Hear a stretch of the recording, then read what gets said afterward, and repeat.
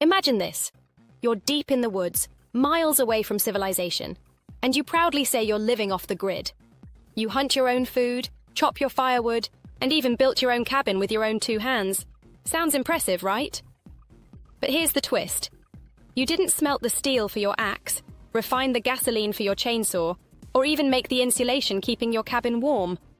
So, are you really self-sufficient, or are you just playing the part? This isn't just about cabins in the woods. It's about the modern myth of independence and what it really means to do it yourself. When we think of self-sufficiency, we often picture people performing practical tasks, hunters providing their own food, homeowners fixing their roofs, or DIY enthusiasts building their own furniture. But if you look closely, you'll see a web of dependencies that make so-called self-sufficiency a lot more complicated than it seems. For example, when you think about hunting, you're not out there with just your bare hands and a spear. Your gun came from a factory, the bullets were crafted in another, and your boots and gear arrived through global supply chains. Even the vehicle you use to get to the wilderness is reliant on mass production and fossil fuels. Without these systems, your hunting trip would look a lot different. It would be less about hunting and more about chasing animals with a stick. Let's talk about something many of us think is simple: changing your own oil. Sure, you can do it yourself, but let's break it down. You still need oil, refined by large corporations. You need an oil filter, mass-produced. And of course, you need tools like a wrench or a drain pan, made through industrial processes. You might save on labor costs, but true independence? Not even close. These examples show us that while you may be performing a task yourself, you're still heavily dependent on systems beyond your control. So, what does all this mean? It means that total independence, especially in today's world, is a myth. Every act of so-called self-sufficiency relies on external systems for materials, tools, or knowledge. When you use tools like axes, chainsaws, or even a simple wrench, you're benefiting from centuries of industrial innovation. Replacing these tools with primitive ones would not only be inefficient, it would be outright impractical. On top of that, every skill we learn, whether it's repairing a tire, growing food, or building a shed, was passed down through books, tutorials, or from someone else. Without access to these shared resources, even basic DIY tasks would become a lot more challenging. The truth is, we're always part of the system. Roads, delivery systems, and the global economy make it possible for us to even attempt self-sufficiency. Whether you're buying a new jack to fix your car or ordering seeds for your garden, modern infrastructure plays a crucial role. So if total independence is a myth, what does self-sufficiency really mean? Self-sufficiency isn't about rejecting external systems entirely.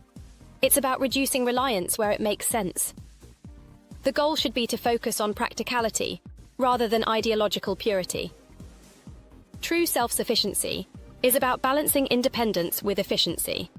For example, instead of chasing an unattainable ideal of doing everything by hand, focus on practical steps, like learning to repair your tools, growing some of your own food, or acquiring basic survival skills.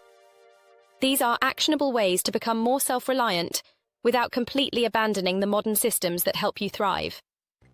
Here's the kicker. Using modern tools doesn't mean you're cheating, it's just smart. A chainsaw, for example, allows you to cut firewood in minutes instead of hours. You're still doing the labor, but in a way that's more efficient and sustainable.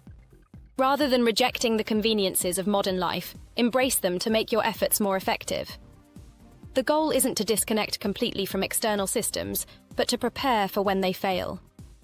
Having backup skills, resources, or alternatives, like a stocked pantry, basic repair skills, or even renewable energy sources, can help you adapt when things go wrong. The key is building resilience, not isolation. Self-sufficiency means knowing where to reduce reliance and where it makes sense to embrace modern conveniences. When you think about self-sufficiency, it's important to remember that it's not about being disconnected from the world. It's about choosing your dependencies wisely. By focusing on reducing reliance in areas that truly matter, like food, energy, and essential repairs, you can gain more control over your life. But don't be fooled into thinking that total independence is the end goal. Instead, focus on practical goals that balance efficiency, autonomy, and the willingness to work within the systems that surround you. The myth of complete self-sufficiency can still be empowering if we acknowledge its limits. Doing things yourself can build a sense of pride, but it's important to recognize that no one is fully independent. We all rely on a web of systems that make even the simplest tasks possible. Instead of chasing unattainable ideals, focus on realistic goals that allow you to become more resilient while still benefiting from modern tools and knowledge.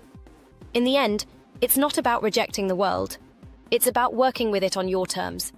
By being strategic in how you approach self-sufficiency, you can live a more fulfilling, sustainable life without completely cutting yourself off from the systems that help you succeed.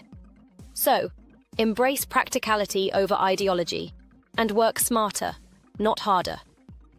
True self-sufficiency is about balance, not isolation. If you enjoyed this video and found it insightful, don't forget to like, share, and subscribe for more content on practical living, independence, and sustainable lifestyles. Leave a comment below and let us know how you're balancing modern tools with self-sufficiency. We'd love to hear your thoughts.